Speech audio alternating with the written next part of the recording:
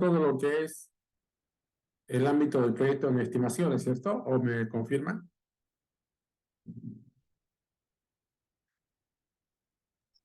Hasta interfaces externas creo que sí era todo, ¿no? Muy bien, ok, sí, eso es todo. Gracias.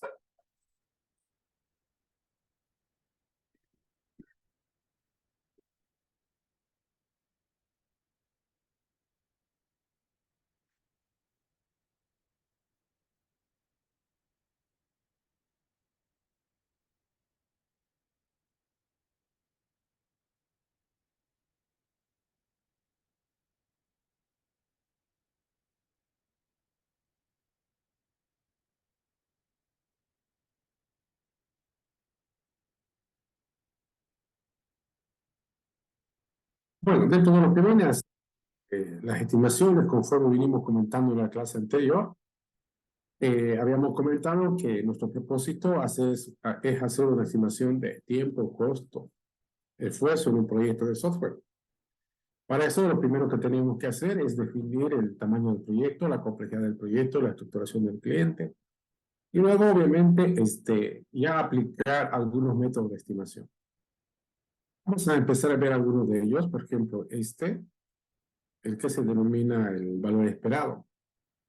El valor esperado es normalmente una relación que se la puede ver en el ámbito de la estadística, donde lo que se hace es lo siguiente. Vamos a suponer que queremos estimar algún aspecto de un proyecto.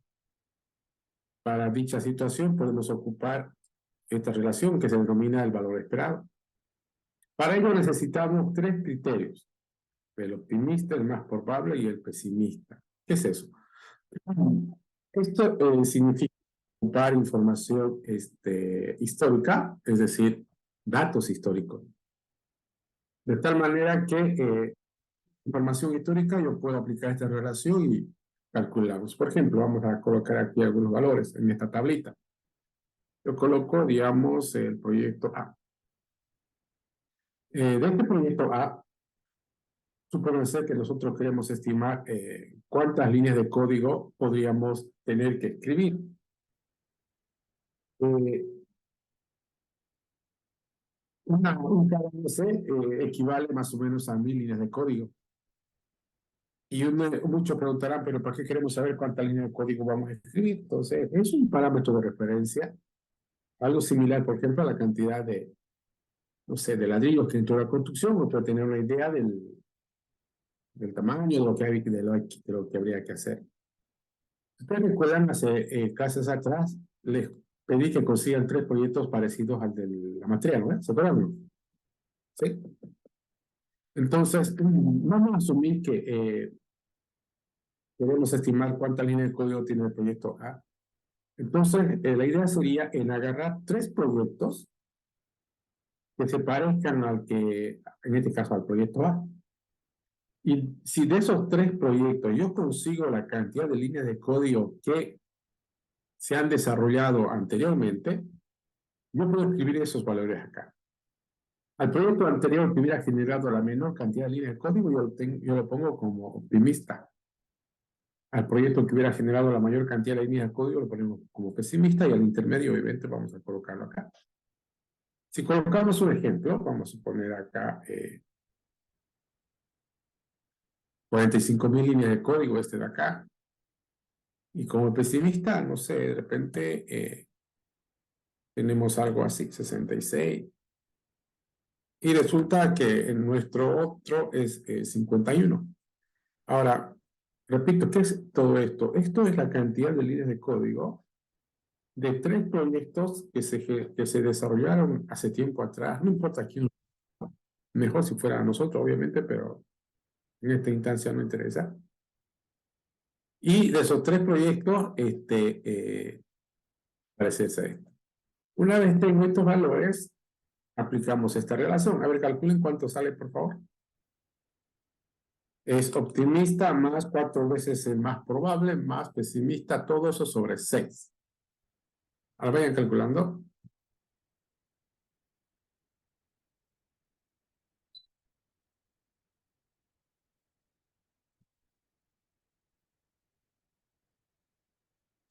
Ingeniero, una consulta. Sí. Eh, ¿Y si de los proyectos que encontramos no dicen la cantidad de líneas de código? Si no encuentran, cosa que es algo relativamente difícil, porque en open source hay software para todo y de todo tipo, ¿no? Hasta RP gigante hay en open source. Imagínense aplicaciones pequeñas. Pero supongamos que no encuentran, pues bueno, lo que interesa, lo que quedaría ahí es buscar criterios de gente experimentada que nos pueda dar idea de la cantidad de línea de código que se genera. ¿No? Bien, ¿calcularon cuánto sale?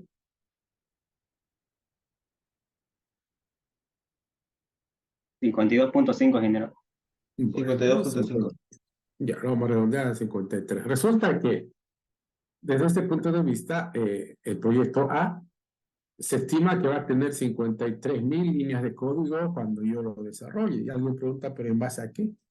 En base a 3 proyectos similares al mío. Ahora fíjense otro detalle interesante acá. Aquí nosotros estamos estimando líneas de código, ¿no es? Pero a mí me interesaría estimar el costo. ¿Será que yo puedo estimar el costo de un proyecto utilizando esta relación que tengo acá? La respuesta es sí. ¿Qué hago? Exactamente lo mismo para el proyecto A. Que lo tenemos aquí. Voy a colocar, esta vez ya no cuántas líneas de código tienen los proyectos anteriores. Si de esos 3 proyectos anteriores yo tengo la cantidad económica de inversión que se ha realizado en cada una de ellas, me resulta fácil colocarlo, ¿no ves? Es decir, acá yo voy a escribir cuánto costó desarrollar cada uno de los 3 proyectos que nosotros hemos conseguido como información histórica. Al proyecto que salió más barato voy a colocarlo como optimista, al proyecto que salió más caro lo coloco como pesimista y al intermedio aquí. Voy a asumir, no sé, vamos a colocar un valor de 80.000, aquí sale que cuesta 118.000. Y un intermedio nos sale algo así, ¿no?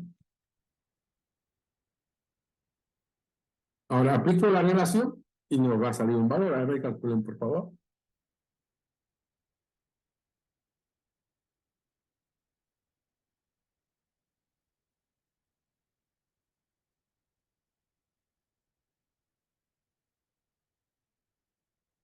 ¿Cuánto salió? 88.33. Ok, gracias. Entonces yo, desde este punto de vista, digo que el proyecto que voy a desarrollar va a tener un costo de 88.000. Ahora, obviamente, este costo está basado en la experiencia anterior. Yo no voy a dar, pues, como información final este número. Esto me sirve como una referencia. Y usando los mismos criterios, yo podría también estimar el tiempo de desarrollo, la cantidad de personas, etcétera. ¿Cierto? ¿Se entiende? Bueno, pasemos a otro punto. Perú.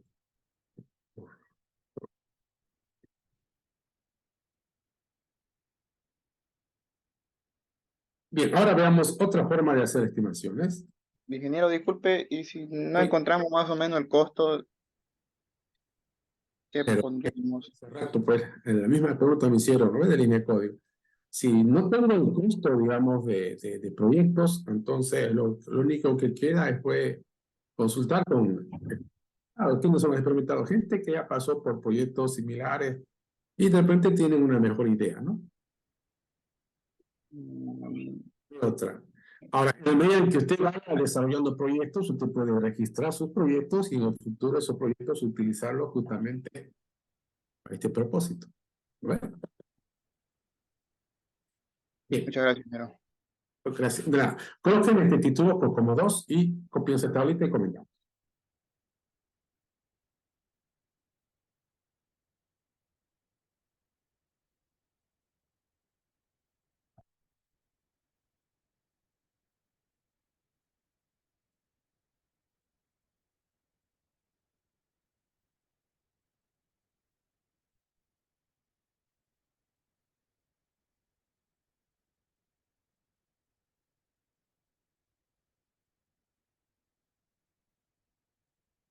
Bien, ¿qué es COCOMO? COCOMO es otra forma de hacer estimaciones, una técnica alternativa a la anterior, donde COCOMO tiene como propósito central calcular esto de acá, el esfuerzo. O sea, si alguien me pregunta, ¿para qué sirve COCOMO? La respuesta sería esa, ¿no? Con COCOMO podemos estimar la cantidad de esfuerzo requerida para desarrollar un proyecto. Ahora, ese esfuerzo está expresado en personas mes.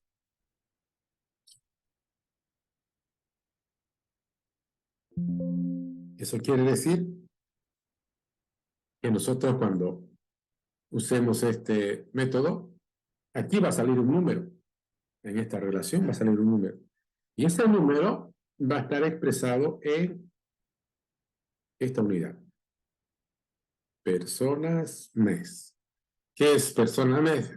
Personas mes se entiende como la cantidad de personas que se requiere que trabajen de forma simultánea para lograr desarrollar el proyecto en un mes.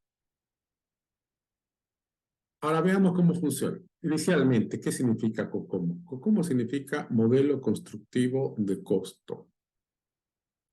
Vamos a comentar la versión 2. Hay distintas versiones. Vamos a trabajar con la versión 2, que es una versión que es muy sencilla y además muy conveniente para lo que hacemos porque está orientada en el ámbito de lo que se denomina la programación orientada a objetos. Consiste en la realización de estas dos tablas, y vemos una tabla, acá abajo está otra.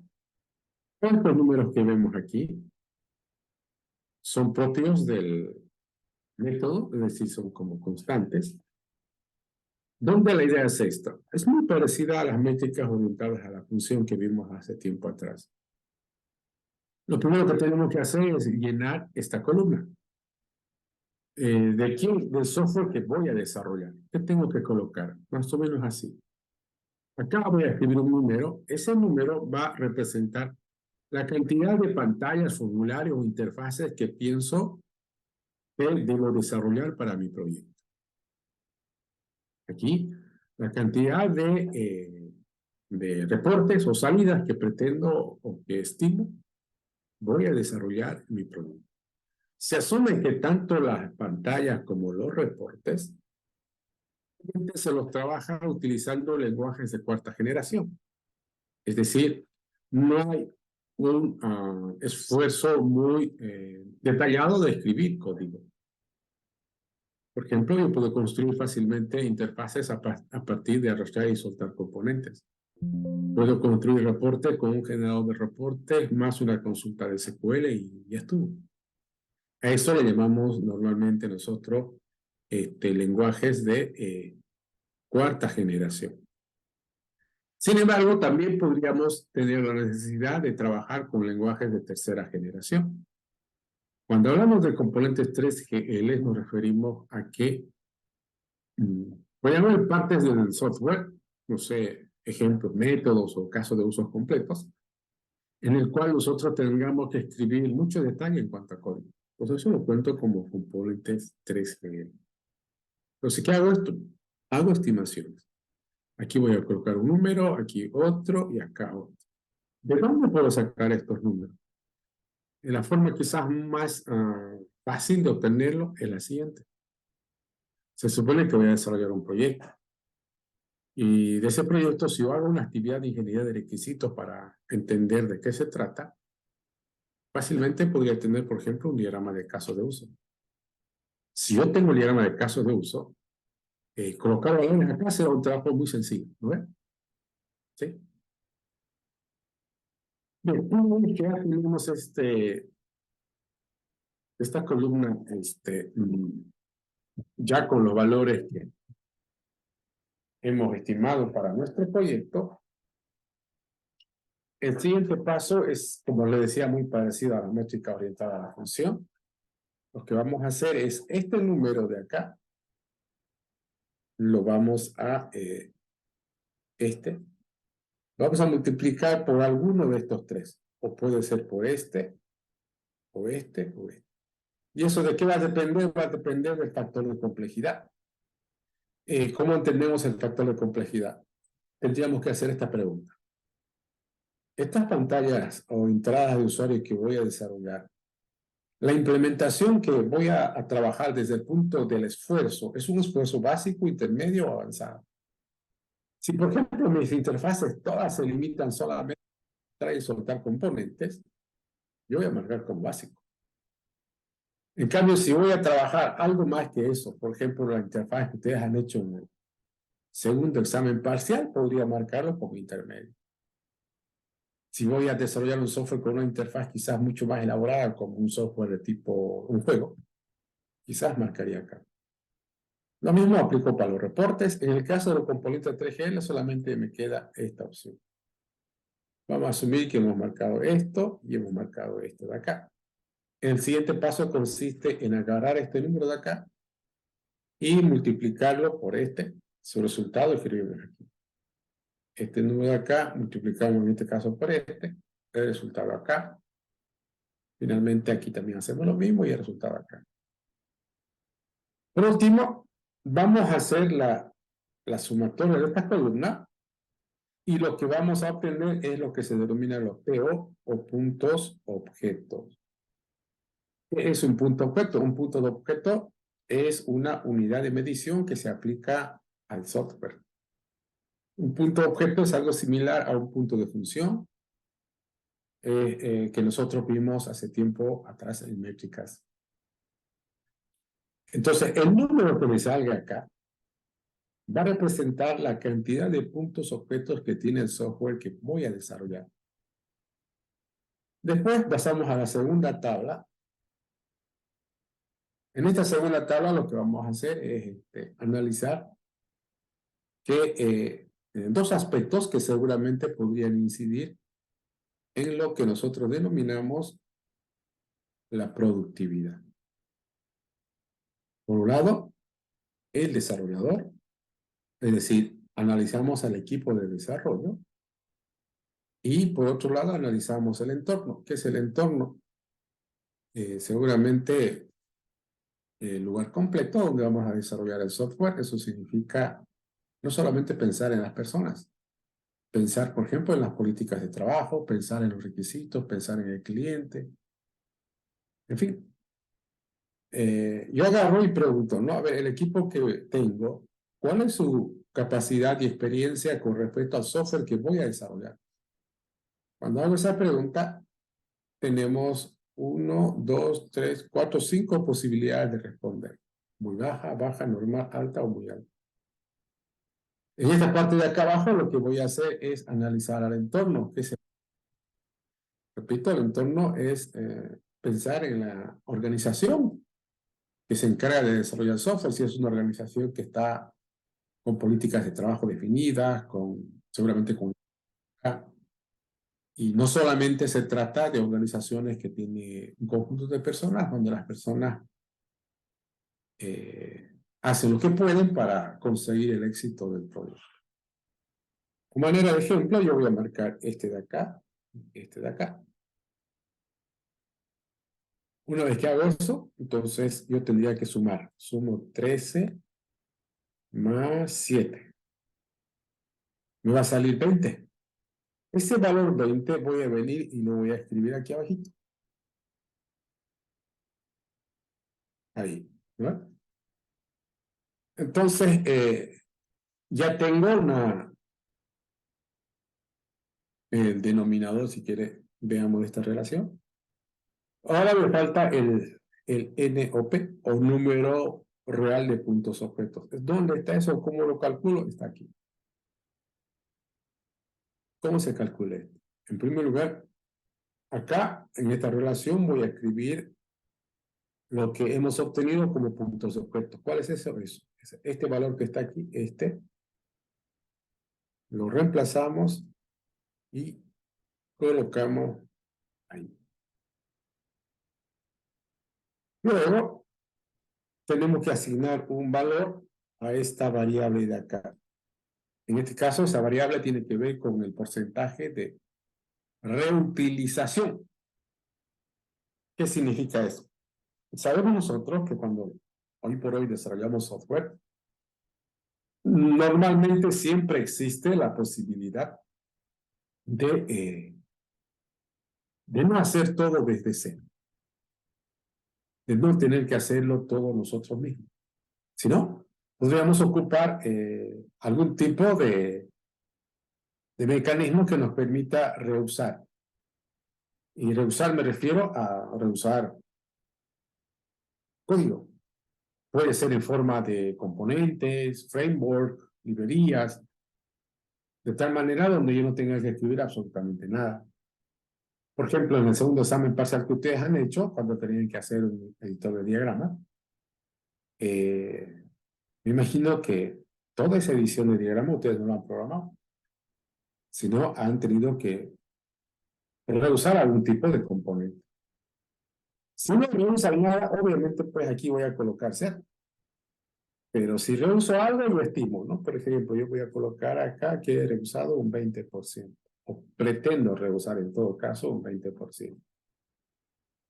Luego, aplicamos la relación. Resultado de esta relación, tenemos un valor para N over P y eso lo colocamos ahí. Entonces, ahora ya estamos en condiciones de hacer la operación. Nos va a salir un número. Supongamos que nos sale, no sé, voy a colocar un número cualquiera. Digamos que nos sale 91. Bueno, ¿qué significa 91? 91 significaría que para que este proyecto se termine en un mes, tendrían que trabajar 91 personas simultáneamente. Bueno, ese es el esfuerzo estimado. Ahora fíjense este detalle. Si yo sé que el esfuerzo es 91 y resulta que para el proyecto que voy a desarrollar tengo 9 meses para desarrollar el proyecto. O sea, por alguna razón me dieron 9 meses para desarrollar el proyecto. ¿Puedo sacar alguna conclusión conociendo esos dos valores?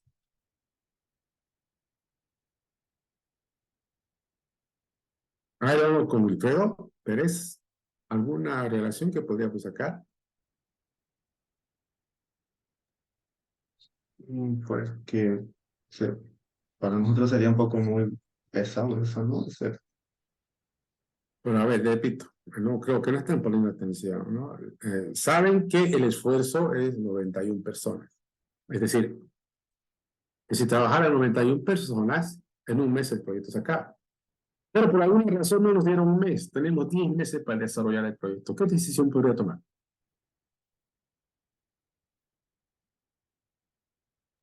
Menos personal. Mientras piensa Wilfredo, vamos con Camila Reyes.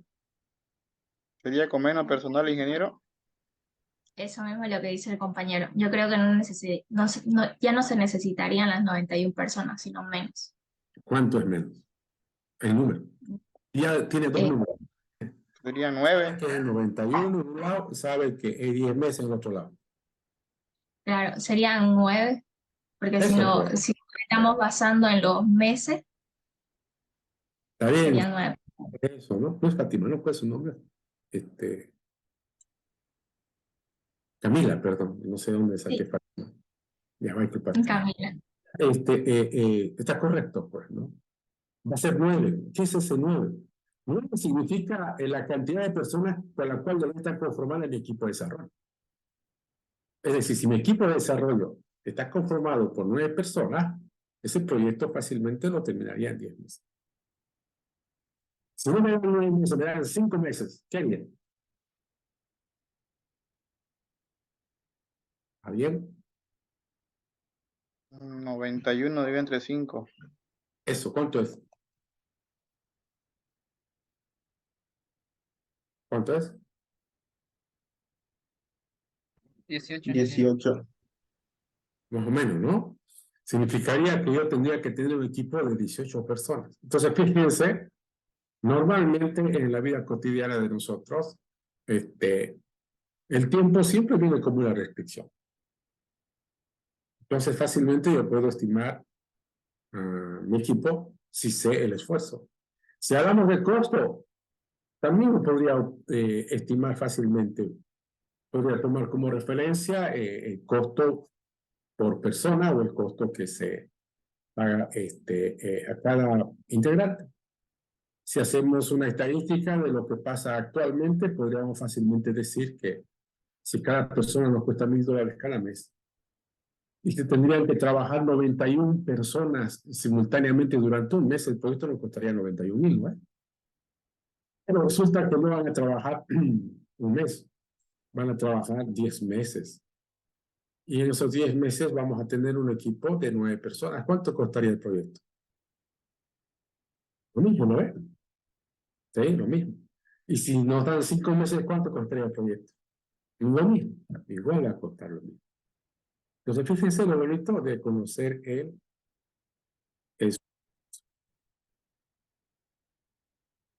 ¿ok? Bueno, ya vamos 2 formas de hacer estimaciones. Vámonos con la... Ingeniero, una pregunta ahí. Sí. Antes. Cuando dijo 20%, 100 menos 20 sería, o 20% de qué? de En el no. Claro, acá sería 100 menos 20, quedaría 80. Sobre 100, Ya. multiplicamos por esto de acá. ¿Sí? Sí, ingeniero, gracias. Ok. Vamos copiando esto, por favor. Es otra forma de hacer estimaciones.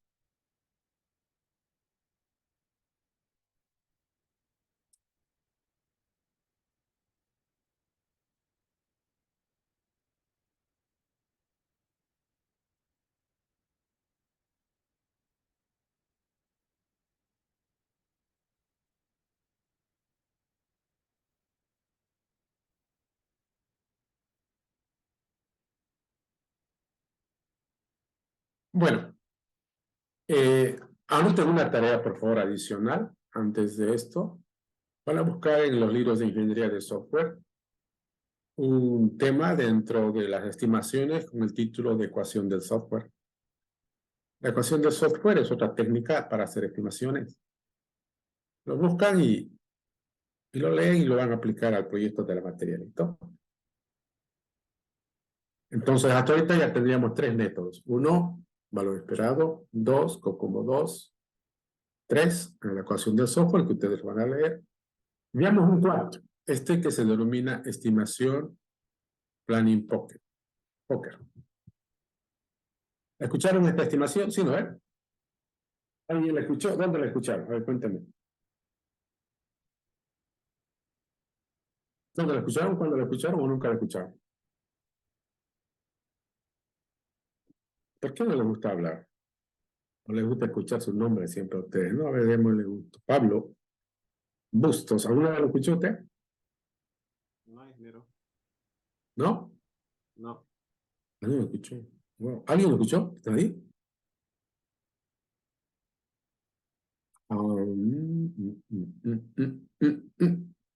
Tendrían que haberlo escuchado porque yo les dije.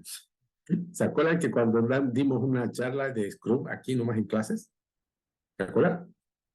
¿No ve? Cuando más o menos vimos algo de Scrum, ahí hablamos de esto, ¿no? Y bueno, vamos comentándolo. De hecho, estimación del planning poker es algo que se ocupa con mucha frecuencia cuando se hace desarrollos de software basados en lo que es Scrum. Y la idea de esta forma de hacer estimaciones es bastante interesante. Para empezar, se toma este concepto. En vez de hablar como estimación en ese mismo sentido, la idea es comparar. ¿Y qué es lo que vamos a comparar? Vamos a comparar algo con algo desconocido con algo conocido. Eso normalmente siempre va a ocurrir para que podamos sacar una referencia. ¿Y para qué vamos a comparar? Para esto de acá. Para calcular los puntos de historia de usuario, o PHU. ¿Qué es un PHU? Exactamente lo mismo que es un PO o un PF. ¿Qué es un PO? ¿Alguien se acuerda por ahí? PO o punto objeto. de este punto de función. ¿Qué es eso? ¿Se acuerdan? Sí, ¿no es? Vamos a hacer otro que era un PO o punto objeto, una unidad de medición que se aplica al software. Igual acá. PHU también se convierte en una unidad de medición que se aplica al ámbito del software. Eso solamente va a ser un número. Y ese número va a representar el puntaje de dificultad que tendría para nosotros implementar, por ejemplo, una historia de usuario en particular. Para eso, el proceso consiste en lo siguiente. En teoría, el equipo el team de Scrum se va a reunir y va a proceder a analizar cada historia de usuario, y a cada historia de usuario le va a asignar un valor como votación de todos los integrantes. Ese valor que van a sacar va a ser un valor, por ejemplo, que puede aparecer en alguna de estas cartas. Esta secuencia de números les trae algún tipo de déjà vu o nada. ¿Les hace recuerdo algo esta secuencia o no? Nada. ¿Qué dijo Herbaz? Más fuerte, a ver, encienda su micrófono y dígalo. Creo que leí sus labios, pero no sé si es correcto. ¿Aló, Herbaz? Fibonacci. Esto, pues así fuerte. Está bien, eso, ¿no? Es una secuencia que es muy similar a Fibonacci, de hecho lo es, obviamente, quizás sin esto. Entonces, en teoría, la idea es que es como que tengamos un conjunto de cartas, donde cada carta está marcada con estos números, y lo que yo hago es, como dice acá, ¿no? Cada carta tiene un valor que representa los puntos de historia de usuario que nosotros podemos asignar a cada historia de usuario. El proceso continúa empieza de la siguiente manera. Lo primero que vamos a hacer es identificar a la historia de usuario más conocida o más pequeña. Aquella historia de usuario donde nosotros, todos me refiero al equipo, ¿no? Compartamos el mismo criterio de un punto de vista de asignarle un peso. Es decir, de asignarle un punto de historia de usuario. Normalmente va a ser un valor bajo, puede ser 2, puede ser 3. ¿Para qué hago eso? Eso hago para que esa carta me sirva como un pivote. Y de tal forma yo lo utilice como referencia para comparar otras historias de usuario. Es decir, voy a agarrar cualquier otra historia de usuario y la voy a comparar con mi pivote y diré si esta es más grande o más compleja. Y en base a eso lo voy a asignar un valor. De ahí que nosotros decimos acá, fíjense, para cada historia de usuario, cada integrante del equipo debe hacer su correspondiente estimación para asignarle un valor de punto de historia de usuario a cada historia de usuario. Lo esperado es que eso sea consensuado, es decir, que la gran mayoría haya podido asignarle un valor muy similar. Pero podría pasar lo contrario. ¿Qué es lo contrario? Que hay mucha diferencia de criterios asignados como PHU entre el equipo. Cuando ocurre eso, entonces se hace la siguiente acción. Agarramos el puntaje más alto y también el más bajo. Y aquellos integrantes del equipo que asignaron estos valores de alto y bajo, les vamos a pedir que hagan una argumentación del por qué asignaron dichos valores. Y seguramente con esa explicación probablemente podamos tener mucho más criterio y volvemos a repetir la votación. Donde, repito, el propósito es este, ¿no? Queremos saber cuántos puntos de historia de usuario nuestro equipo puede realizar en un sprint. La primera vez podría significarnos bastante de incertidumbre, pero ya una segunda o una tercera vez va a ser seguramente muy preciso. Fíjense este ejemplo. Este es bonito.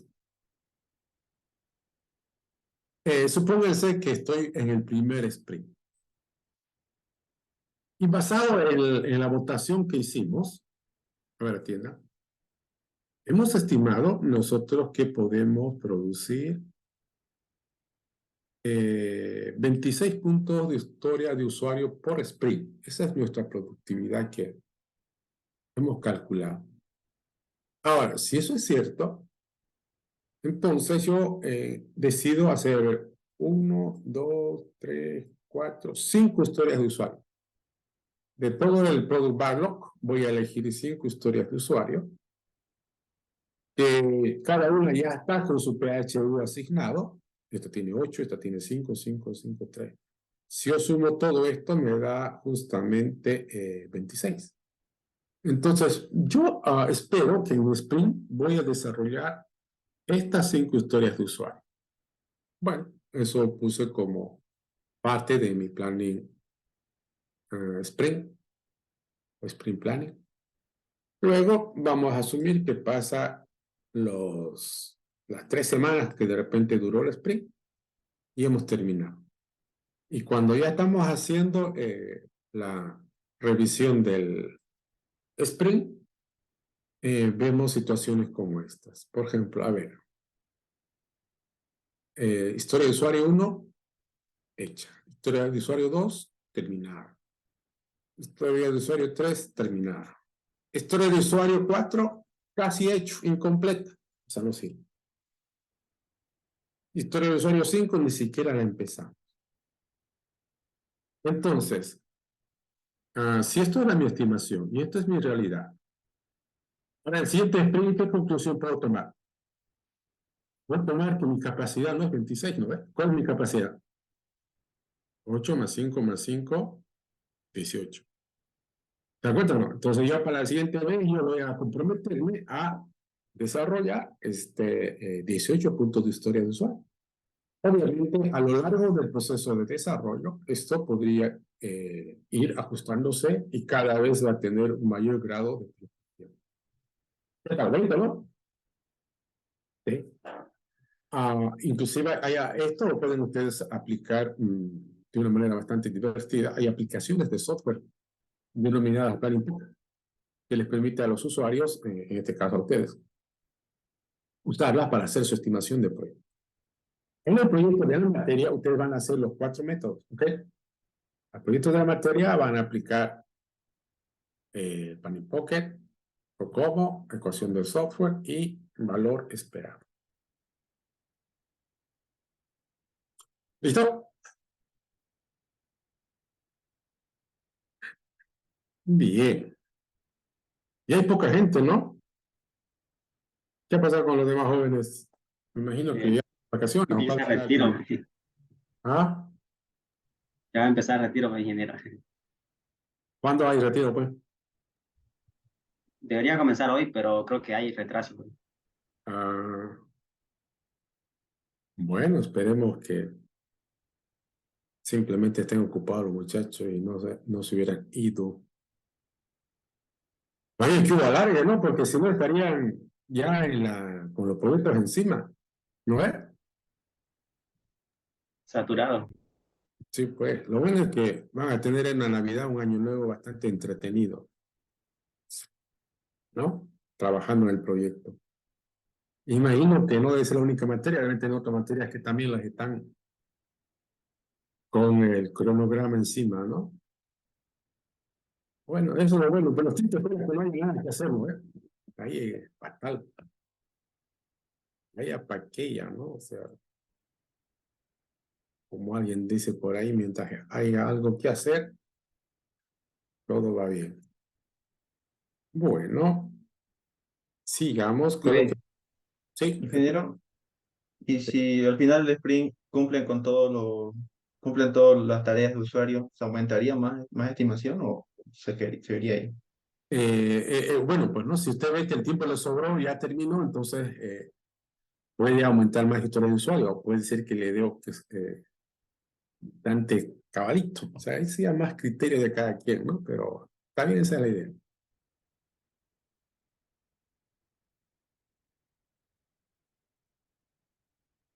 Bueno, coloque como título gestión de riesgo.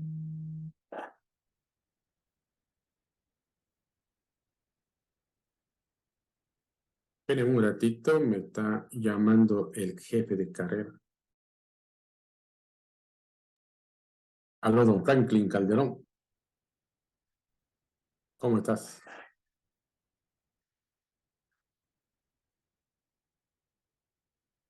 ¿Ya y cómo le fue?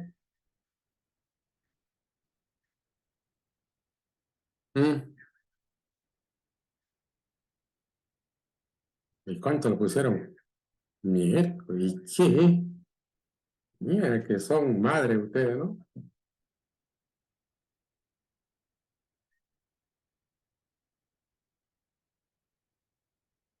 Mm,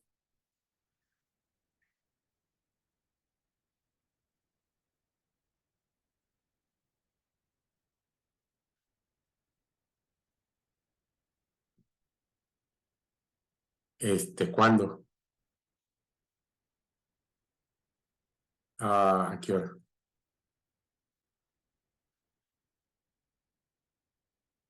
¿Así de urgentes son, la neta?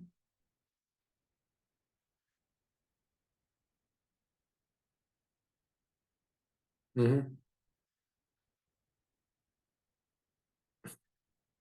Ya, porque ahorita estoy en clase y más tarde tomo examen, no sé si puede salir. Acá nomás estoy virtual, estoy. A ver, ¿a qué hora? Mm, ¿Qué hora ahorita? 16:50. Ujú. Ya, sí, estaría bien como a las 6, a las 6. Ajá, ok, listo. Ya, chao, chao.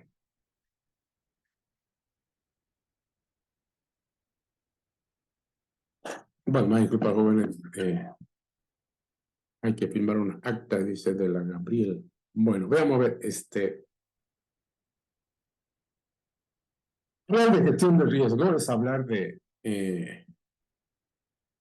lo que nosotros conocemos, de aquellas situaciones que, digamos, afectan a un plan. Por ejemplo, siempre que uno hace un plan, no sé si a ustedes les ha pasado, pero siempre que ustedes planificaron algo, las cosas les salieron como ustedes planificaron. No, ingeniero, siempre hay problemas. Ya quisiéramos, ¿no? Que fuera así, que las cosas se hagan como uno quiere, pero no pasa necesariamente, normalmente. Y si nos podemos preguntar por qué las cosas no salen conforme planeamos, podemos encontrar quizás muchas argumentaciones, pero en la que seguramente vamos a estar de acuerdo es en decir lo siguiente, ¿no? Cuando un plan se hace, realiza un plan y no se cumple de acuerdo a lo planeado, lo que seguramente ha ocurrido es que en ese plan han aparecido situaciones imprevistas, ¿no? ¿O no? Es decir, mientras hacía el plan, o ejecutaba el plan en todo caso, han aparecido situaciones imprevistas. ¿Y qué es una situación imprevista? Algo que no era parte del plan, algo que apareció y ha hecho que lo que yo planifiqué se vea afectado. ¿Así es, no? ¿O no? ¿Sí? Y a esa situación no planificada, no esperada, nosotros lo vamos a llamar un riesgo. ¿Ok? Entonces, ¿qué es un riesgo? Un riesgo es una situación que podría ocurrirse y afectar lo que nosotros hemos planeado. Y los riesgos son tan naturales y tan frecuentes que nunca deberíamos ignorarlos, mucho más si se trata de un proyecto.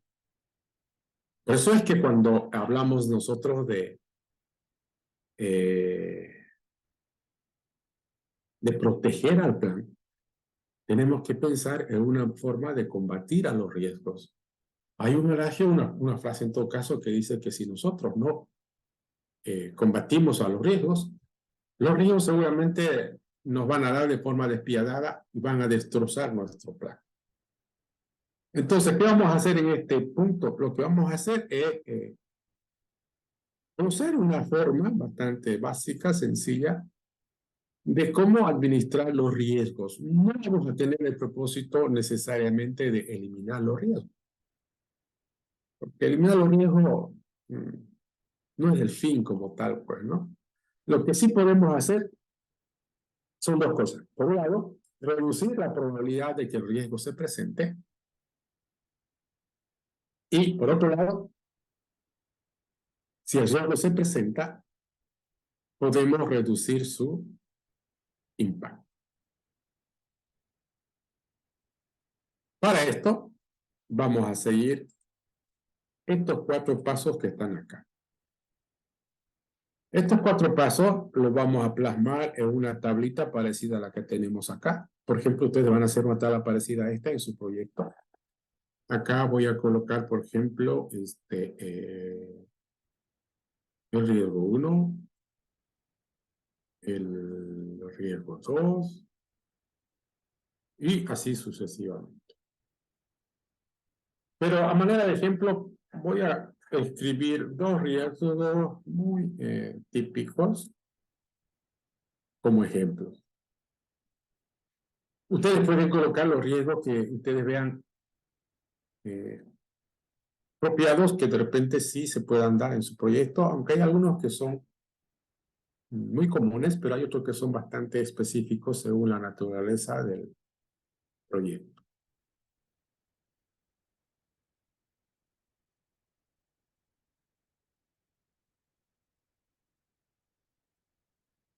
¿Puede pasar eso o no puede pasar? Sí, no, claro. Y por si acaso, es un riesgo normalmente que tiene una probabilidad de que ocurra muy alta. Entonces estamos hablando acá del segundo punto. ¿Qué es el segundo punto? Que deberíamos asignar un porcentaje de probabilidad de ocurrencia del riesgo en nuestro proyecto. Yo voy a escribir aquí un valor entre el 0 y el 100. Por ejemplo, si yo coloco acá 60, estoy diciendo que hay una probabilidad del 60% que este riesgo sí se dé en mi proyecto. Ahora, ¿bajo qué criterios yo podría decir o asignar un valor acá? Bueno, podemos utilizar tres referencias o 3 criterios que siempre los pregunto en los exámenes, por si acaso, anótenselo. Un criterio, la estadística o las métricas. Por ejemplo, supónganse que yo tengo 5 proyectos que se parecen al mío y resulta que de los 5 proyectos que son similares, en 3 de ellos pasó esto de acá. O sea, alguien del equipo se fue. Si de 5 pasó en 3, entonces la probabilidad que yo le puedo asignar es 60, ¿no? ¿Está correcto o no? Basado solamente en la estadística, sí está bien. Bien. Ese es el primer criterio. El segundo criterio que yo podría tomar es la clásica, ¿no? Es decir, este 60% es el resultado de mirar atrás. Pero el segundo criterio sería analizar las situaciones. No es lo mismo, de repente, las condiciones de ahora versus las condiciones que se dieron en el anterior. Entonces, este valor podría aumentar, podría disminuir. ¿No? Y tercero, obviamente, ya viene pues la capacidad, la visión del gestor de proyecto que debería siempre tener para dar un valor a esto. Vamos con el tercer punto. El tercer punto significa medir el impacto, que sería este de acá. Para eso, podemos establecer, fíjense, estas escalas de estos criterios. Es decir, es como que yo empiece a categorizar a los riesgos de esta forma. Riesgos que no influyen, riesgos con un impacto moderado, riesgos con un impacto significativo y riesgos que de repente tienen un impacto crítico. Vamos a ver aquí uno.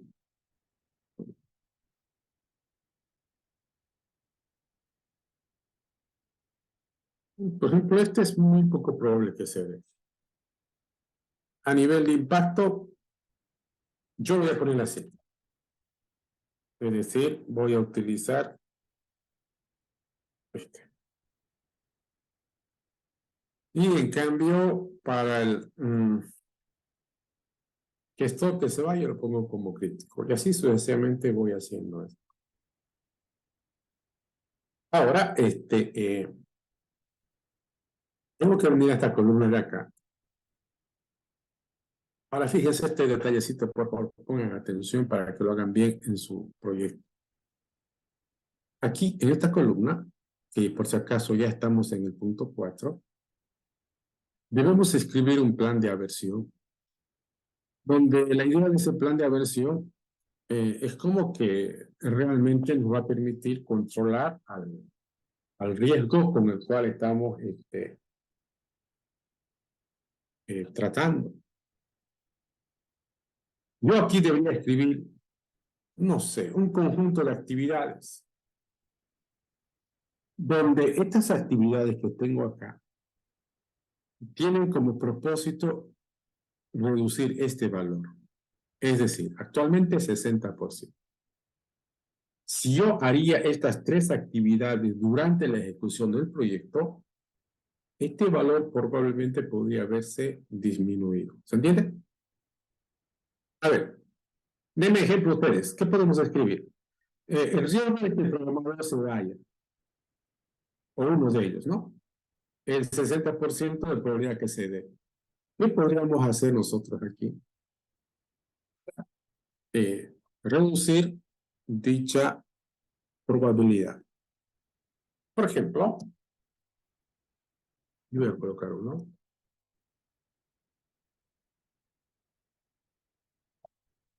Miren, ¿no? ¿Les parece bien? A veces ocurre que a los programadores se los contrata de palabra y al no haber ese grado de compromiso, obviamente, probablemente hay más incertidumbre y fácilmente los programadores podrían abandonar el equipo. Si yo tuviera un contrato bien establecido con ellos, no es que les voy a asegurar, pero las cosas por lo menos van a estar más claras. ¿Qué más? No sé. Le darían un buen ambiente de trabajo.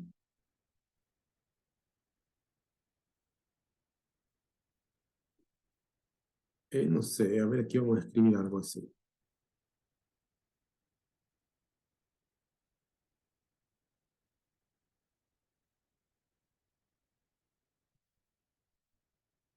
Sí. Si yo realizara estas 3 actividades que escribí aquí de forma permanente mientras el proyecto se realiza, probablemente esto no pase, se disminuya, ¿no ves? Puede ser. Ahora vayamos aquí, donde dice reducir el impacto. Acá es algo parecido al anterior, voy a escribir algunas actividades, pero fíjense ahora el detalle. Este conjunto de actividades que voy a escribir acá tiene como propósito reducir el impacto. Por ejemplo, acá dice significativo. Haciendo estas 3 actividades que escribí aquí, debería bajar de significativo a moderado. Ojalá bajara a no influye, fuera ideal. ¿Lo ves? ¿Sí? A ver, sigamos el ejemplo. Denme ustedes 3 actividades que podríamos hacer para reducir este impacto para este riesgo. Porque por más que hagamos todo esto, igual se puede ir el programador, ¿no veo o no? Sí, igual se puede ir. Ahora, si en caso se van, no quisiéramos extrañarlos tanto. Bueno, a ver, nos ponemos a pensar. ¿Qué es lo que más nos preocupa cuando un programador se va? Que cuando venga otro programador, no se demora una eternidad entendiendo lo que el anterior ha hecho, ¿no? Y a veces pasa. El nuevo programador que viene a hacer el trabajo, lo que ve es un espagueti que no sabe ni dónde empieza y dónde termina el código. Los atributos variables están con X, con Y, con Z y no se sabe qué es qué.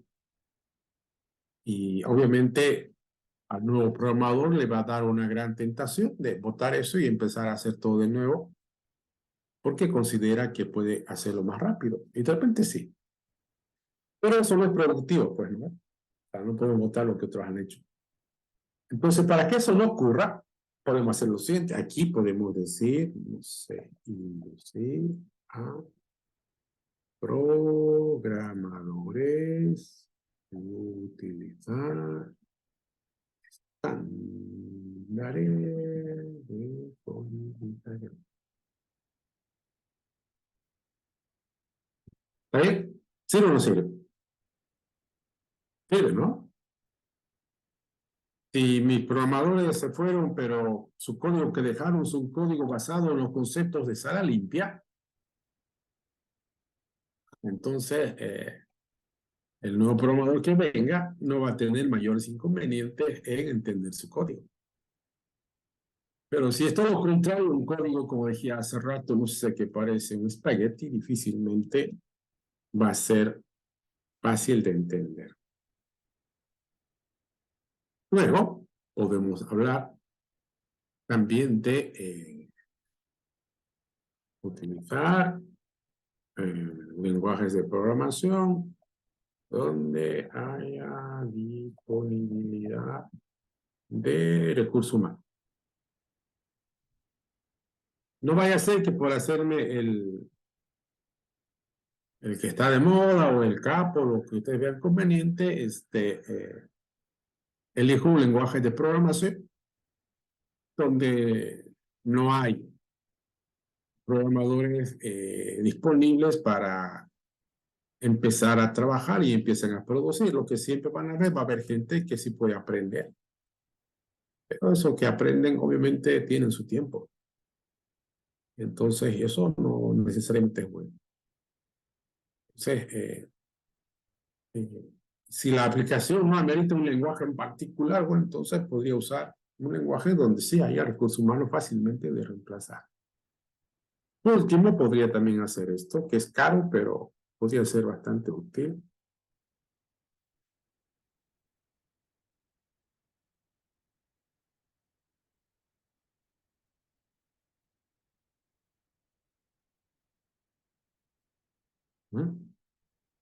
Esto es algo caro, pero es posible.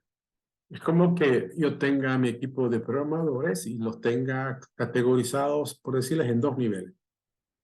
Los senior y los junior. ¿No? Donde los senior tienen la responsabilidad directa de la implementación del software.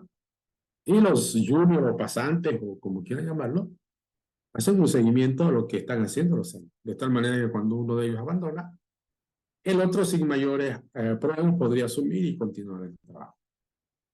Ahora, fíjense aquí lo que estamos haciendo, estamos definiendo actividades que nos permitan reducir el impacto y la presencia de este riesgo. En el plan de proyecto, ustedes van a hacer para su proyecto una tabla similar a esta y colocarán los riesgos y su respectivo plan para ponerlo en marcha. ¿Se entiende? Bueno, ¿alguien tiene alguna pregunta? Bien. Esa entendí, ingeniero. Ok, gracias. Coloquen como otro título. Hoy vamos a tener una maratón. Para que pasen tranquilos, pues Navidad, Año Nuevo, ¿no? Quieren estar todavía en ello. No, en Navidad, Año Nuevo van a estar concentrados produciendo código. Así es, ¿no es? ¿O quieren estar por acá? Sí, ingeniero, terminemos hoy todo. Estar por acá, a ver, cuéntenme, ¿qué prefieren? ¿Estar por acá o prefieren estar haciendo lo que más les gusta, que es hacer código? Terminemos hoy todo el avance, ingeniero. Bien, Hoy tenemos eso. Buenísimo. Esa es la voz, eso, así se habla. Bien. Ok. Con un título, planificación del tiempo.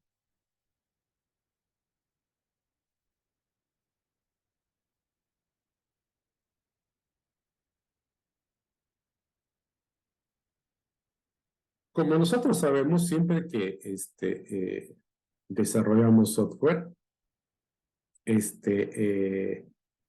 existe la posibilidad de que ocupemos bastante tiempo en dicho desarrollo. ¿Se ve, no? La diapositiva del PowerPoint. Sí, Por ejemplo, una manera bastante simple de hacer esto es a través de un diagrama Gantt. Algo parecido a lo que vemos acá. Aquí empezamos a colocar las actividades y acá el tiempo que vamos a dedicarle a cada una de esas actividades. Ahora, adicionalmente yo podría colocar hasta las personas a cargo, aunque eso es opcional. ¿Sí? Entonces, este es un clásico diagrama Gantt, donde podemos ver, repito, acá una lista de tareas que vamos a hacer. Por ejemplo, esta lista de tareas está organizada a 2 niveles. Y en este otro lado también está el tiempo, que también está organizado a 2 niveles, ¿no? ¿Cuánto tiempo le vamos a dedicar a cada punto? Ahora aquí vamos a escribir algo.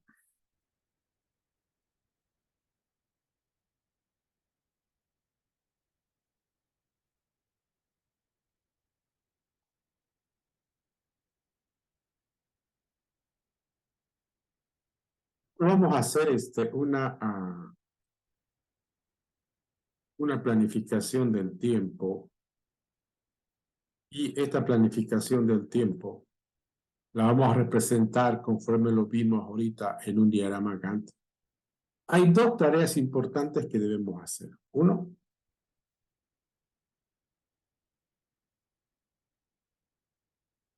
identificar tareas.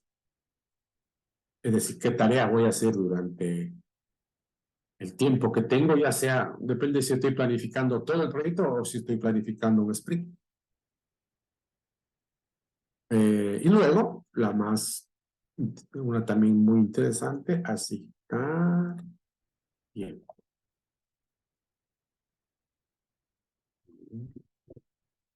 Y no es más, estas son las 2 actividades que nos deben preocupar siempre que hacemos planificación.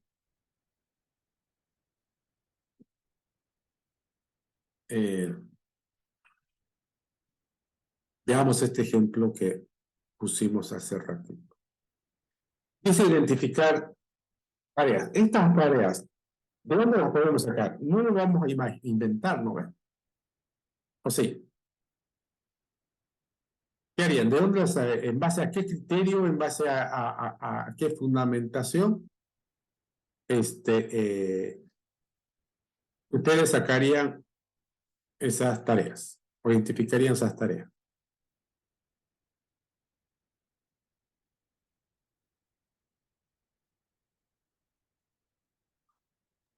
en los casos de uso, las historias de usuario, básicamente. Podemos escribir 2 cosas. ¿Se ve la pantalla del Word? ¿Pueden Sí, ver? Sí, ingeniero. El Word se ve, ¿no? Ya. Sí, ingeniero. Yo podría hacer 2 cosas. Por ejemplo,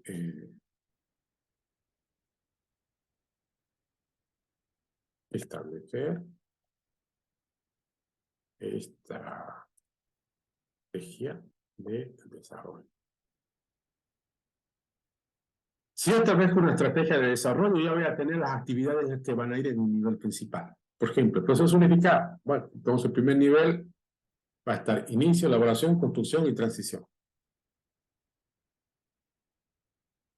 Ahora, a eso lo podría agregar y colocar, establecer métodos de desarrollo.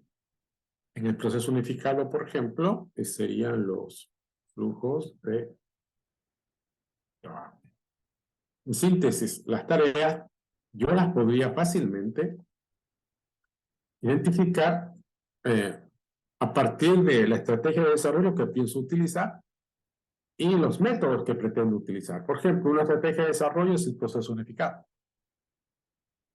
Si usamos este ejemplo, acá iría inicio, elaboración, construcción, transición. Y en el segundo nivel irían los flujos de trabajo, es decir, las actividades de flujo de trabajo para poderlo llevar a cabo. O podría usar esto que tengo acá, que es algo muy secuencial, pero que también es válido. Si utilizo Scrum, podríamos seguramente también tomar como referencia los eventos típicos que normalmente se realizan cuando hablamos de Scrum. Ahora, Ingeniero, sí, una pregunta, ¿ese gráfico que mostró sería el diagrama de Gantt? sí, exactamente eso dijimos, ¿no? Ah, ya, va a disculpar. Sí, sería bacán. Bien, ahora, como vimos hace un momento, les decía que tenemos dos actividades. Una, identificar tareas. Ya está. Sabemos cómo lo podemos hacer. ¿Qué es establecer la estrategia? Esto que es establecer los métodos. Yo puedo agregar o quitar algunas actividades que vea conveniente de acuerdo a la naturaleza del proyecto. Por último, yo podría agarrar acá y asignar tiempo a las tareas. Ahora, la misma pregunta. ¿Bajo qué criterio nosotros decimos, por ejemplo, el análisis va a tomar 10, el diseño va a tomar 2 semanas o un mes? Bien, ahí también podemos usar algunas referencias como esta, por ejemplo. Según la ingeniería de software, esto es una referencia de la ingeniería de software, dice algo como esto, ¿no? Que del 100% del tiempo o los recursos a nuestro proyecto, entre el 50 y el 60% se lo lleva el análisis y el diseño. Entre un 20 a 25% la implementación. Y entre un 25 a 30% las pruebas. Muchos podrán estar o no de acuerdo en esta distribución, pero particularmente esto va a ser real y va a funcionar en un proyecto cuando se trabaje y se hagan las cosas como se deben hacer, porque ahí pongamos un valor. Si nuestro proyecto, por decirles algo, demoraría 10 meses, es como que yo estuviera diciendo que entre 5, ¿no? Entre 5 a 6 meses haciendo análisis y diseño, entre 2 meses a 2 meses y medio escribiendo código, y entre 2 meses y medio a 3 meses haciendo pruebas. Si yo les pregunto cuál es la realidad para ustedes de su vida propia, probablemente para muchos esto siempre sea un valor mayor que los demás. Puede que pase.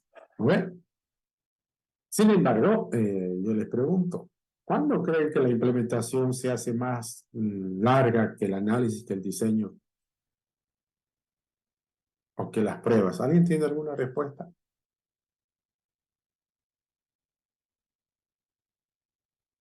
Nadie.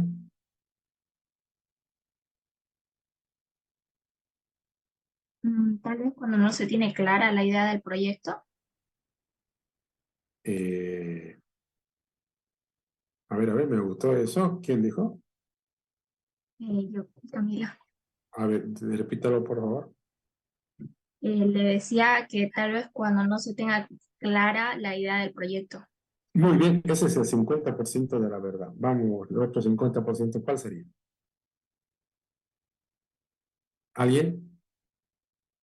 O lo que quiero que me digan, ¿por qué ustedes creen que la implementación a veces, la implementación nos llamamos al momento de escribir código, ¿no? Eso llamamos implementación. ¿Por qué creen que para muchos la implementación se hace más larga que el análisis, más larga que el diseño, más larga que las pruebas juntas inclusive? ¿No ves? Si yo le pregunto a usted, a ver, del 100% de tiempo que te demora a desarrollar un software, ¿cuánto tiempo le dedicas al análisis, cuánto tiempo al diseño, cuánto tiempo a la implementación? Muchos me van a decir, el 90% me la paro escribiendo código. Otros dirán, el 100% me la paso escribiendo código. Entonces, ustedes, por ejemplo, cuando escriben código, muchas veces están borrando código, ¿no? ¿O no están borrando código? Sí. Ahora la pregunta es, ¿por qué borran el código? Porque no se tiene una idea bien clara del diseño, de la Bien, estructura. fíjense. Bien, voy a juntar las dos respuestas. Por ejemplo, Bianca, ¿dónde está Bianca que no se la puede ver? ¿Por qué está ocultada? ¿Qué ha pasado? ¿No está visible? Ya, El que recién llegué, ingeniero, va a disculpar. ya no se preocupe. Bianca dice, por un trabajo no bien hecho en el diseño. Pero vamos con Camila, ¿no? La otra señorita. ¿Dónde está Camila? Sí, ingeniero, aquí. Y fíjense, Camila dice, no, es por el análisis. Y si nos damos cuenta, son los dos. El análisis es el 50% y el diseño es el 50%. ¿De qué forma? A ver, yo pongo líneas de código, bueno, yo puedo escribir muchas líneas de código, pero pronto me encuentro borrando líneas de código. ¿Y por qué pasa? Pasa por una de las dos razones, o de repente las dos razones que mencionaba su compañera. Primero, si yo no entendí bien el problema y en base a lo que creí haber entendido empiezo a escribir código, y si luego resulta que no era lo que el software tenía que hacer, no me queda otra que borrar código, ¿no? Eso es análisis. ¿Cómo es el diseño? Resulta que yo ya tengo el problema claro, pero la primera idea que se me ocurre ni siquiera la tengo muy clara en mi solución de diseño, pero la pongo en marcha. Pero conforme se van las cosas dando, el diseño no funciona. ¿Y qué me queda de hacer? Borrar y modificar. Conclusión. Esto de acá va a ser verdad en la medida en que el análisis y el diseño hayan sido hechos de forma correcta. No por nada se dice, si algún día yo quiero tener ese clásico sueño, línea de código que escribo, línea de código que se queda, eso va a estar en función a que esto de acá lo haya realizado correctamente. Pero cada quien lo puede ajustar de acuerdo a su práctica. Esta es una propuesta, esta es una forma de argumentar como criterio para la asignación de tiempo. Aquí tenemos otra. Esta, por ejemplo, la propone el proceso unificado, donde dice, por ejemplo, del 100% de los recursos del tiempo que tenemos para desarrollar software,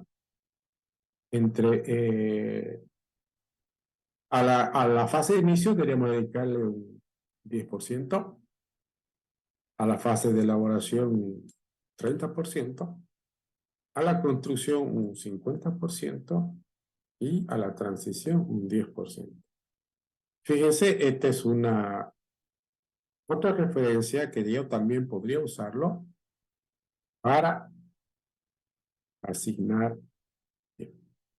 Y con eso estaríamos cumpliendo con estos dos puntos. Asignar tiempo, qué sé yo, está ahí,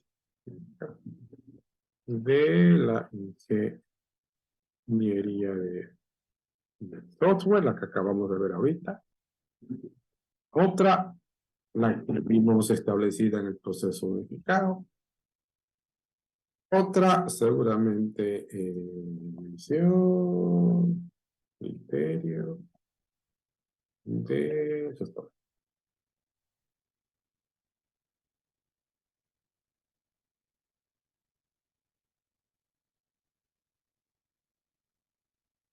Y con eso tenemos nuestro cronograma. Ustedes en el proyecto de la materia van a elaborar su correspondiente cronograma representado en una en un diagrama Gantt. Van a tomar en cuenta todo el semestre. Lamentablemente vamos a hacer una planeación que empezó en teoría cuando iniciamos las clases.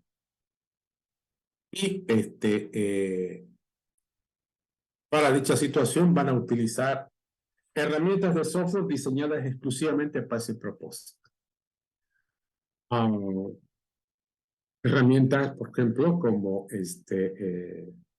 Microsoft Project, que genera hermosos diagramas Gantt, o también lo pueden representar o imprimir a través de un diagrama PETS, un diagrama de barras, en fin, hay una forma distinta de hacerlo. En el proyecto de la materia tienen que ocupar algo parecido a Jira para hacer una gestión apropiada relacionada al proyecto.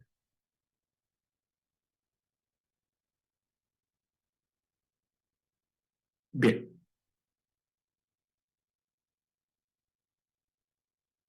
Vamos a escribir ahora. Coloquen como un título.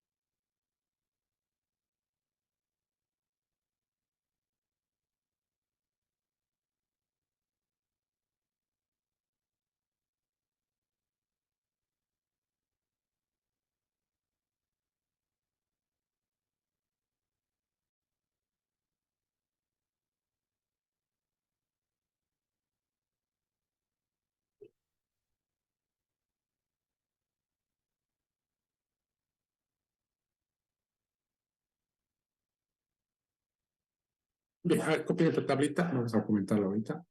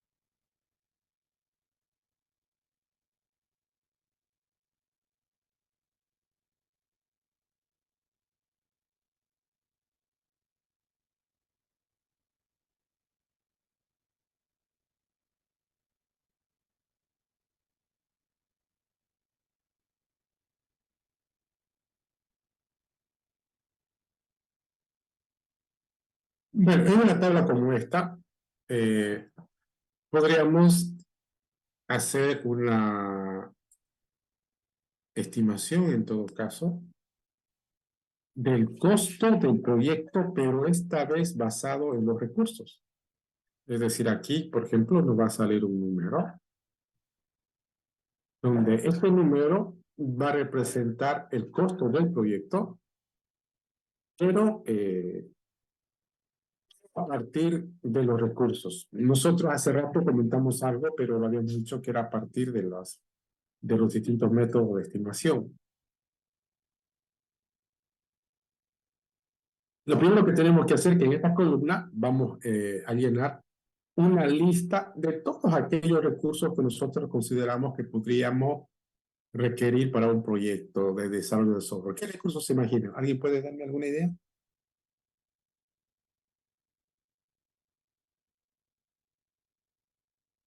Por ejemplo, yo me imagino que podemos categorizarlos.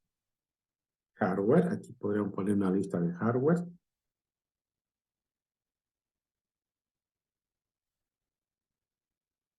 Software.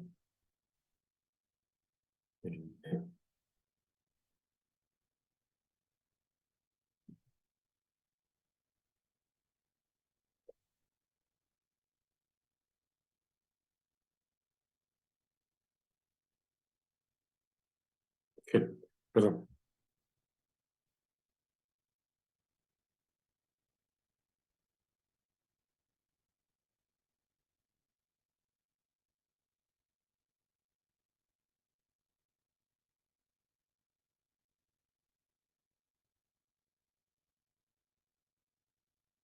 Sí, entonces,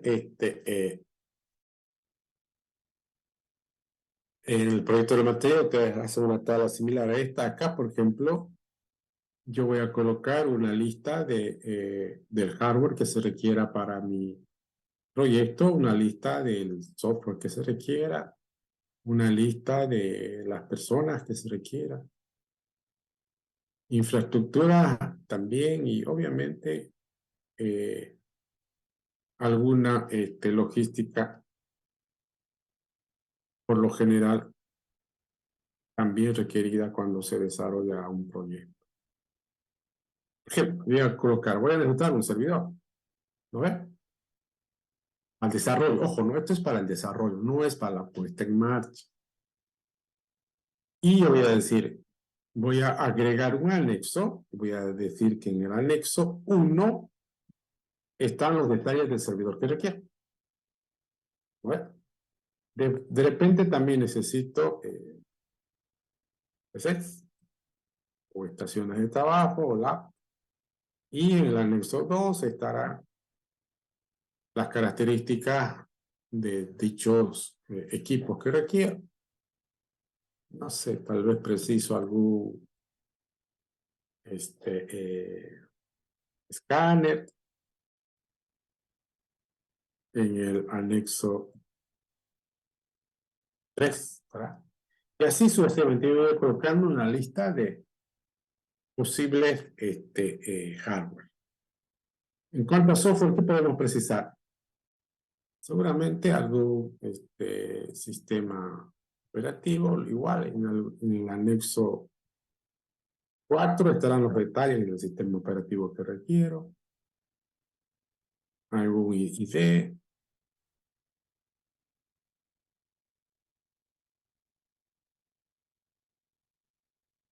tal vez alguna herramienta que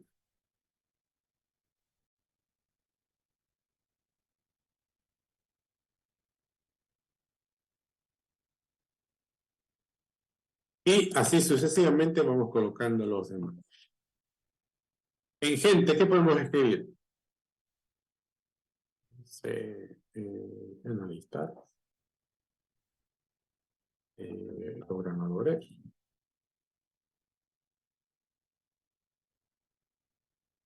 infraestructura, no sé, local o oficina, servicio de energía eléctrica, servicio de telefonía tal vez, o internet. Ujú. En logística, sí, material de escritorio, refrigerio, mm,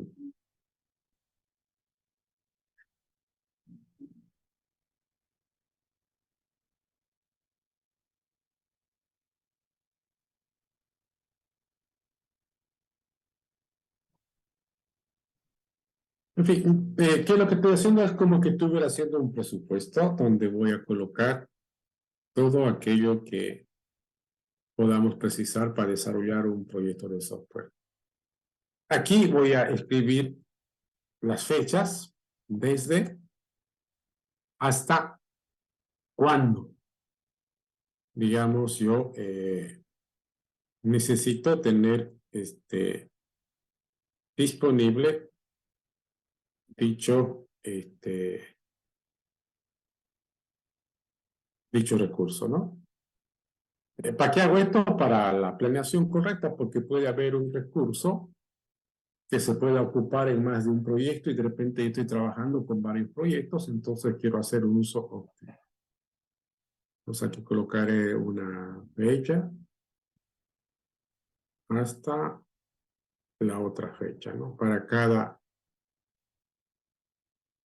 recurso. Pueden haber recursos que se ocupen durante todo el proyecto, pueden haber recursos que se ocupen ocasionalmente. Aquí escribimos la cantidad, cuánto necesitamos de cada recurso. Por ejemplo, puedo decir, necesitamos un servidor, no sé, 10 estaciones de trabajo, 2 escáneres, en fin, la cantidad. Acá en el costo unitario vamos a colocar valores, asumiendo que lo vamos a comprar. ¿Cuánto cuesta un servidor? ¿Cuánto cuesta una estación de trabajo? Por ejemplo, si no vamos a alquilar o rentar, sino más bien vamos a tener físicamente nuestro propio servidor. No sé, vamos a decir que cuesta $5,000. Una PC, ¿cuánto valdrá? 1,000. Se supone que estos precios tienen que ser correctos en términos de impuestos y todo. Ahora, cuando ya hablamos de depreciación, ocurre esta figura, ¿verdad, Tienda? Fíjense, en este ejemplo estoy diciendo que el servidor vale 5,000. Pero aquí vamos a decir, a ver, voy a escribir acá el ejemplo. No sé, a manera de ejemplo. 01, 12, 23, hasta el 31, 12, 23. Supongamos que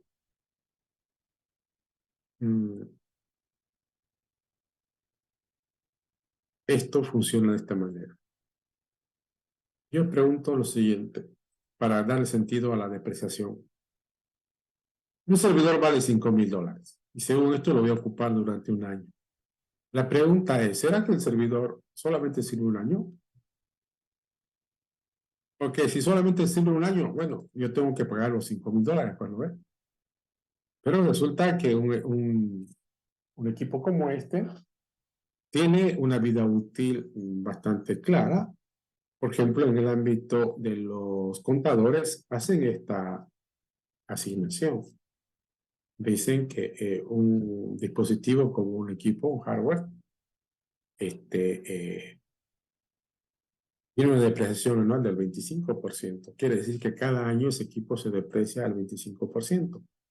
Por lo tanto, en 4 años el equipo está plenamente depreciado y la empresa debería tener condiciones para renovarlo. Entonces, acá, el costo del proyecto, ¿cuánto tendría que pagar el proyecto realmente? Si nosotros sabemos esto, fíjense, sabemos que cuesta 5,000. Sabemos que su depreciación anual es 25%. Y sabemos que lo vamos a ocupar exactamente un año. Entonces, ¿cuál sería el costo del proyecto, del equipo que el proyecto debería pagar. ¿Alguien tiene el valor? ¿Alguien se le ocurre cómo calcularlo?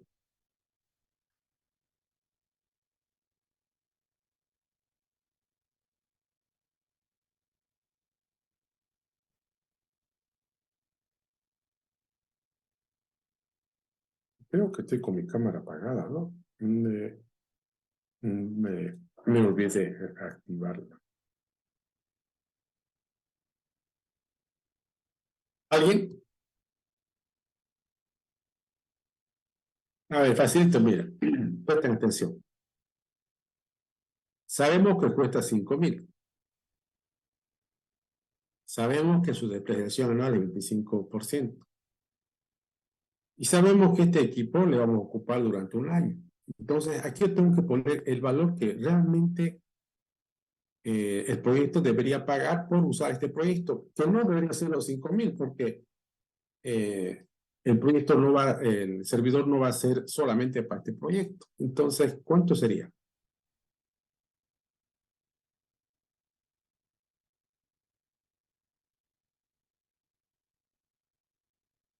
Nada. ¿Alguien?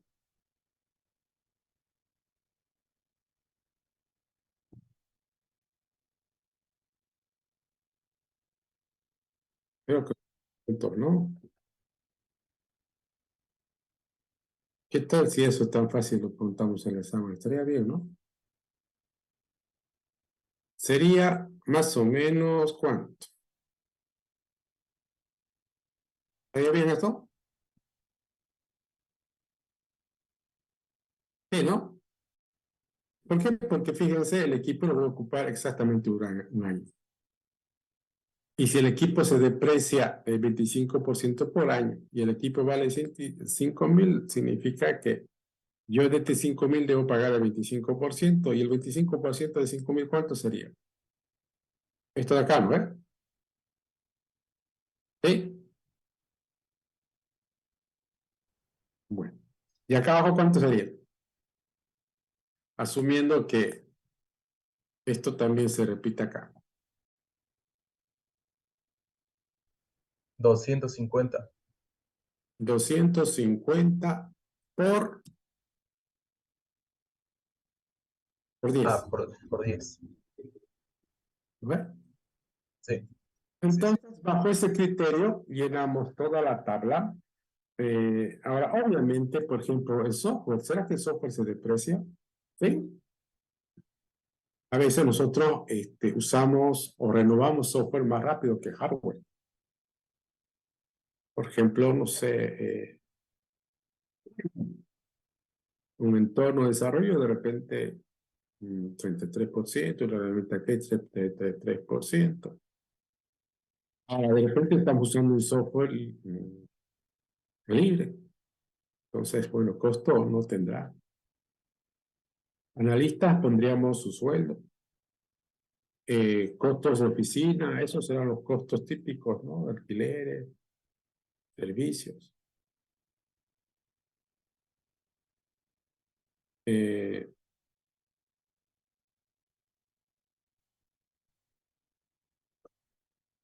Bueno, ahí, ¿no?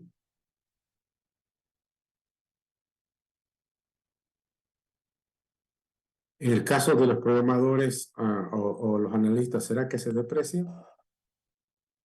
No, no, o sea, colocamos 0. Bueno, finalmente sumamos toda esta columna y nos va a salir acá un número. ¿Ese número qué representa? Representa el costo total del proyecto, es decir, cuánto cuesta el proyecto. Fíjense, ahí tenemos una forma de hacer estimaciones de costo, porque la primera era usando el COCOMO y lo que vimos hace rato. Y aquí estamos comentando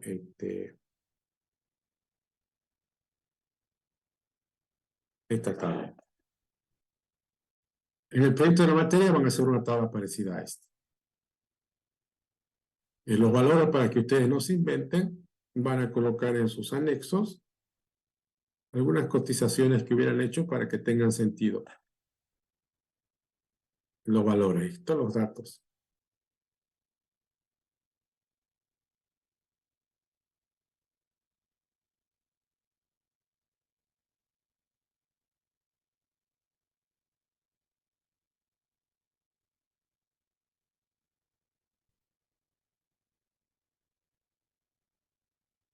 Otro punto.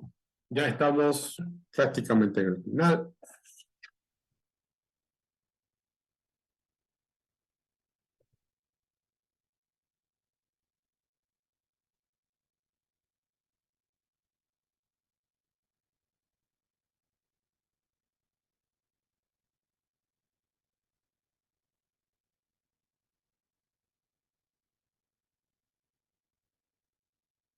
La organización interna no es otra cosa que establecer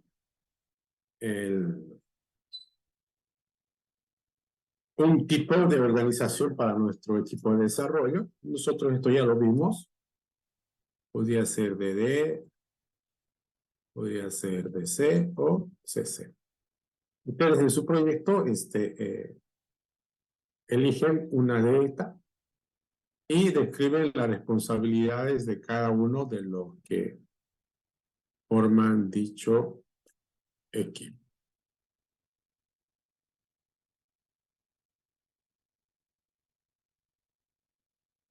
Vamos por el último punto.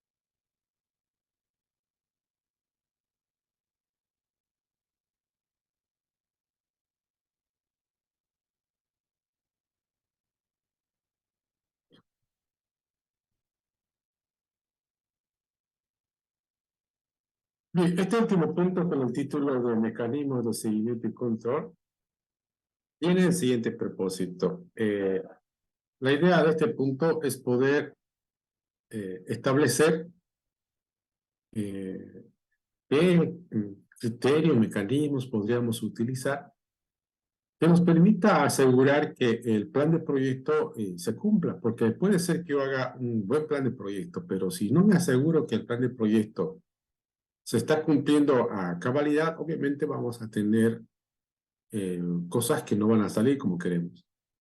También debe quedar claro que un plan de proyecto, si bien es cierto, se escribe, pero no necesariamente tiene que quedar inalterable.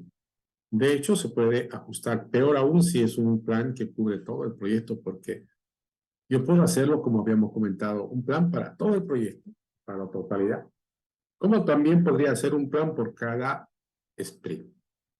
Ahora, ¿qué son las RTFs? Lo primero que yo podría plantear es que durante el proceso de desarrollo de mi proyecto, voy a realizar revisiones o reuniones técnicas formales.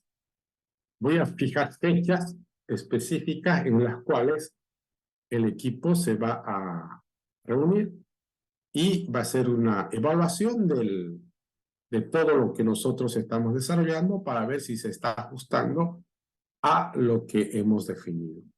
Estas revisiones técnicas formales es más o menos una reunión donde cada desarrollador presenta una especie de informe acerca de las tareas que va realizando, con estados bien definidos, ¿no? Terminadas, en proceso, con observaciones, que solicita cambios, que no sé qué. Y para mejorar la presentación de esa información, es conveniente diseñar formularios que nos permitan justamente que los desarrolladores puedan entregar esta información lo más estructurado posible. Por ejemplo, yo podría tener un formulario para reportar una tarea finalizada, otro formulario para reportar algún error encontrado, un formulario para reportar algún cambio realizado.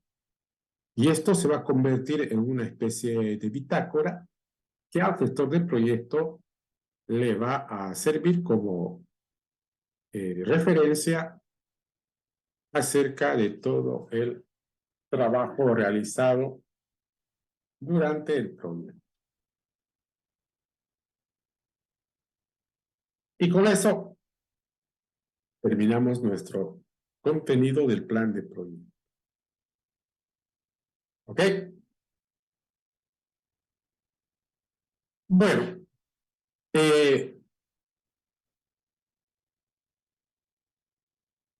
el plan de proyecto, ustedes lo van a documentar con los siguientes puntos. A ver, anótenlo. ¿Qué puntos van a presentar como parte de su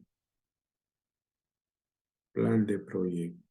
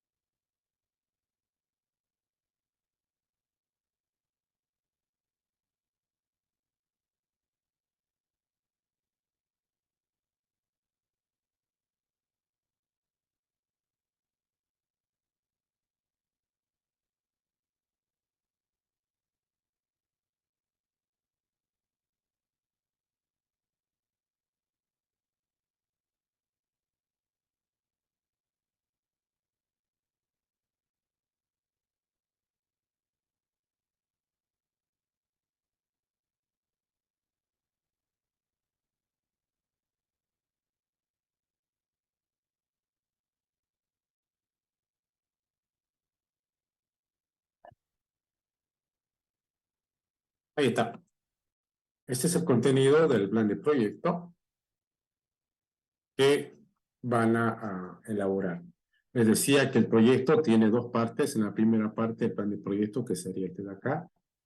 Y en la segunda parte ya colocan el desarrollo de su proyecto en base a lo que dice Scrum.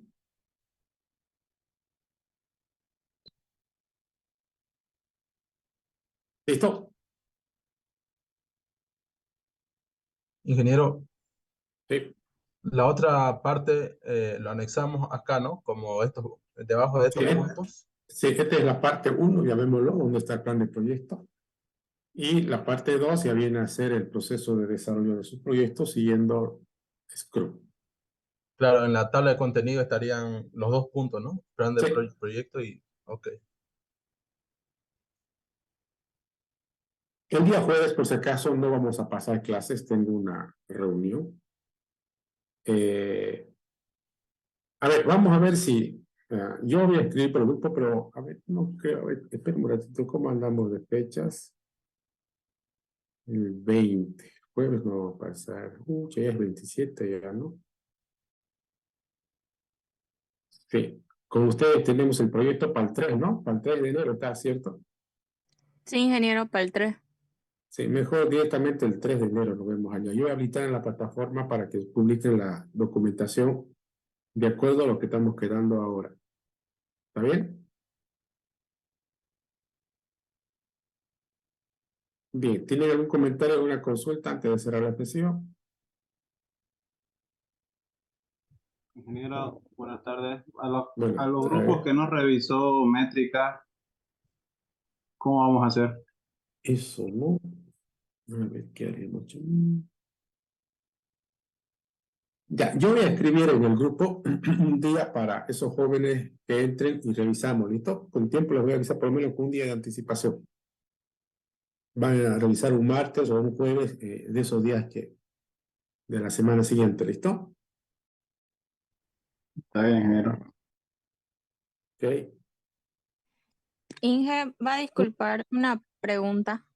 Sí, Es sobre lo de gestión de proyecto. Supongo que por lo de la fecha ya no habrá tiempo. sí, pues, se ha complicado todo. Mire, ¿cuándo estamos allá? No, pero yo tengo el trabajo que usted ha hecho, Bianca, no se preocupe. A ver, voy a mirar un poquito eso, voy a estar contactando con usted, ¿listo? Ok, Inge, muchas gracias. Va a disculpar la molestia. Que no se preocupe. ¿Alguien más? ¿Alguna consulta, jóvenes?